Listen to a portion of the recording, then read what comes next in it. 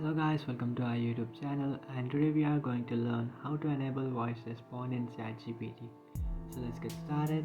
So to do that, what you can do is just simply open up your ChatGPT application, and in the bottom right corner of my screen you can find this headphone icon. So if you don't, what you have to do to enable that is to just tap on the two bar icon which is on the top left corner of your screen.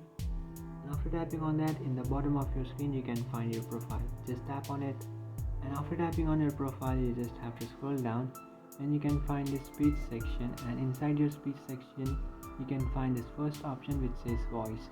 So just tap on it, and after tapping on that voice you can find separate voices for your ChatGPT. You can select any one of those. Hey there! I've got a really great feeling about us teaming up. Hi there. I just want to share how thrilled I am to work with you. Hey, it's great to meet you. How's your day going? Hey, I'm ready to hit the ground running. So if there's anything... Well, hello. I'm really excited about teaming up with you, and I'm all set to dive in.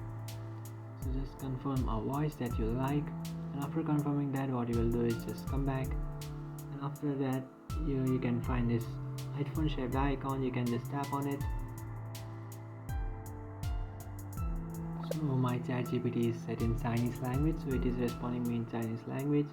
So you can also change language of your ChatGPT by again tapping on that two bar icon and then tapping on your profile which is on the bottom, and then just tapping on language. So that's it guys, this is how to add a voice response in ChatGPT. If you find this video helpful, don't forget to like and subscribe to our channel.